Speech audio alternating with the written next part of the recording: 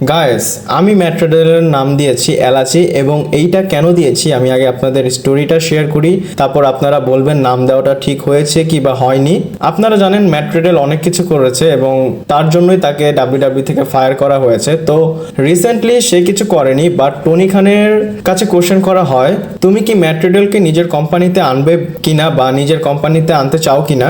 আর আমি বলবো টনি খান এমন একটা লোক যার কোম্পানিতে এখন পর্যন্ত অনেক কিছু হয়েছে এবং সবাই কিন্তু বলে যে টনি খান থেকে আসলে প্রবলেমটা শুরু হয়, এবং তার মতো লোক ম্যাট্রেডেলের বিষয়ে অনেক বেশি সাবধান, কারণ সে এমন একটা অ্যান্সার দিয়েছে আপনারা হয়তো গেস করেছেন।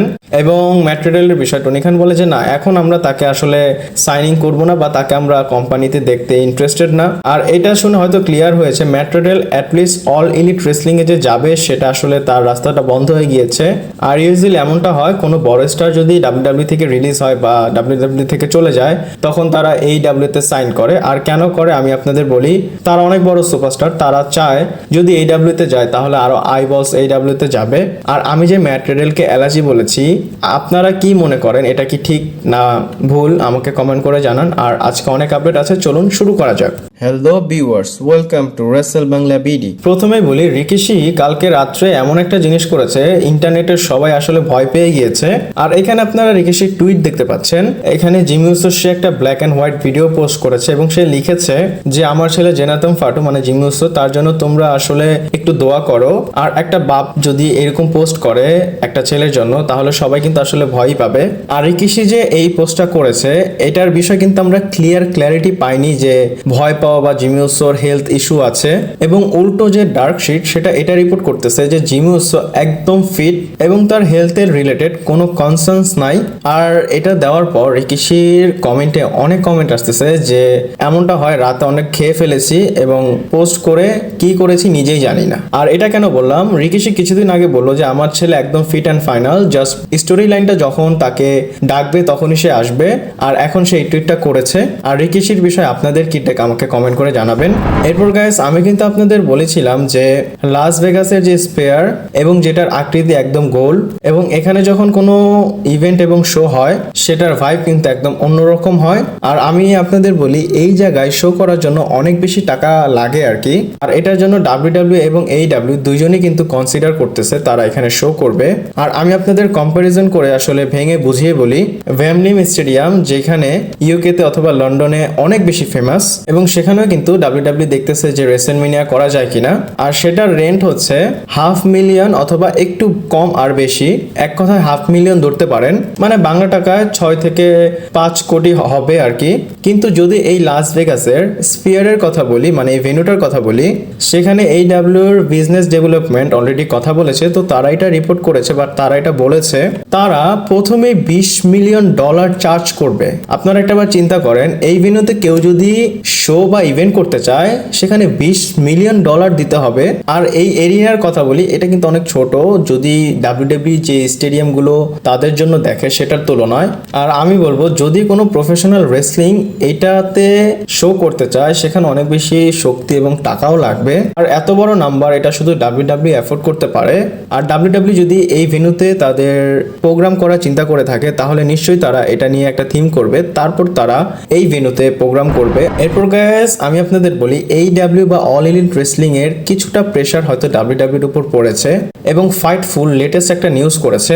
তারা এটা বলতেছে ডাব্লিউডাব্লিউ এখন সুপারস্টারদের যে কন্ট্রাক্টটা শেষ হয় আগে যেভাবে অ্যাপ্রোচ করতো এখন তারা অন্যভাবে অ্যাপ্রোচ করে। মানে তাদের যে আগে ডিল হতো সেটা তারা ডিলের শেষে আসলে কয়েক মাস আগে কথা বলতো, বাট এখন তারা 6 মাস 7 মাস 1 বছর আগেই তারা সেই ডিলটা করার চেষ্টা করতেছে, মানে সুপারস্টাররা যেন কন্ট্রাক্টটা রিনিউ করে।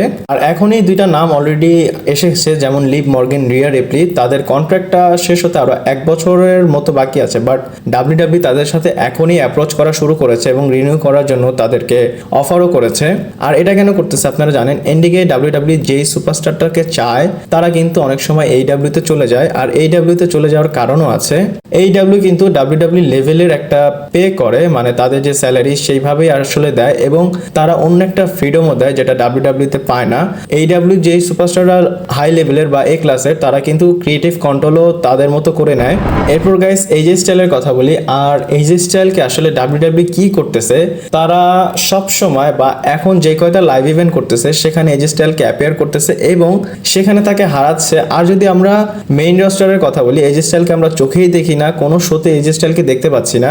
আর এখন একটা স্ট্যাট এসেছে, এজি স্টাইল টোটাল 900 ম্যাচ ডাব্লিউডাব্লিউতে করেছে, আর এটা কিন্তু টিএন এর ম্যাচেস থেকে 90টা ম্যাচ বেশি।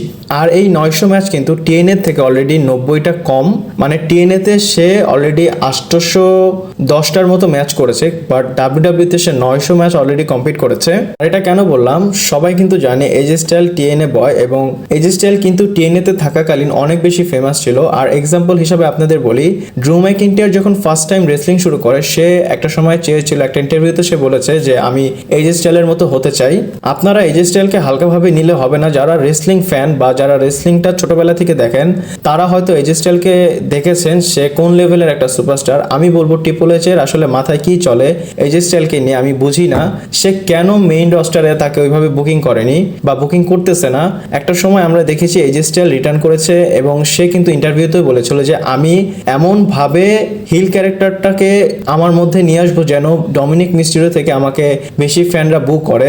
পোটেনশিয়াল তো রেসলার মানে এজি স্টাইলের মধ্যে আছে, বাট বুকিং এর দিক থেকে ট্রিপল এইচ ক্রিয়েটিভ কন্ট্রোলে বসে কি করতেছে আমি জানি না। এরপর গাইস রিকিশির কথা বলে, এবং রিকিশিকে নিয়ে আরো ট্রল হচ্ছে এবং আপনাদের সাথে শেয়ার করি। এবং রিকিশি এখানে তার মেয়েকে নিয়ে পোস্ট করেছে, আপনারা দেখতে পাচ্ছেন। এবং তার মেয়ের নাম আমি আসলে বলতেছি, আমার প্রোনাউন্সিয়েশনটা ঠিক হচ্ছে কিনা আপনারা বলবেন, কারণ তাদের নামটা একদম অদ্ভুত। তার মেয়ের নাম হচ্ছে ভান আনোয়াই, মানে তার মেয়ের নাম এটা। এবং তার মেয়েকে নিয়ে রিকিশি এটা বলে যে তার মেয়ের কোনো ইন্টারেস্ট নাই রেসলিং এ যাওয়ার জন্য। আর ফ্যানরা এখানে এটা ধরেনি যে রিকিশি তার মেয়ের বিষয়ে কি বলেছে। ফ্যানরা এটা বলতেছে, প্রত্যেক সপ্তাহে আমি ঘুম থেকে উঠি, টুইটারে স্ক্রল করি এবং রিকিশির একটা করে নতুন বাচ্চা দেখি। মানে এটা কেন বলতেছে আমি বলি, রিকিশির অনেক ছেলে মেয়ে, এবং অনেকে এটাও কোশ্চেন করতেছে যে তোমার আসলে কয়টা বাচ্চা কাচ্চা আমাদের একটু রিভিল করো। আর আমরা সবসময় কথা বলি ব্লাড লাইনের বিষয়। একদিক দিয়ে দেখেন রিকিশি কিন্তু তার ছেলে পেলে দিয়ে ব্লাড লাইনকে ভালোভাবে হাসিল করতেছে এবং ভালো ফায়দা নিচ্ছে। সোলোসিকা, জেউসো, জিমিউসো।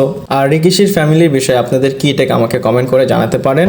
রিসেন্টলি রিয়া রিপ্লি কমেন্ট করেছিল যখন সে জাজমেন্ট ডে থেকে আসলে বেরিয়ে এসেছে বা ফাইনালি জাজমেন্ট ডে আলাদা হয়ে গিয়েছে, এবং সে লিটারেলি বলেছিল আমি ব্যাকস্টেজে গিয়ে অনেক কান্না করেছি। আর সেই কথাটাকে মজা নিয়ে ফিন বেলার একটা টুইট করে।